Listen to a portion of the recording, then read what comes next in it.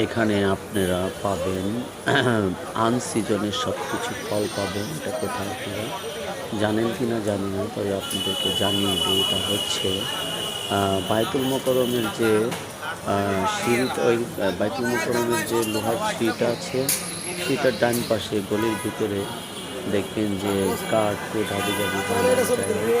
ওই গলির ভিতরে ফলের দোকানগুলো আছে, সব আনসিজনের ফল। আনসিজনে সব কিছু পাওয়া যায়। ভালো ভালো ফল আছে, ড্রাগন ফ্রুট সব ছবি তুলুন, ছবি তুলে অনলাইনে ছেড়ে দিবেন, সব দৌড়ায় আসবে।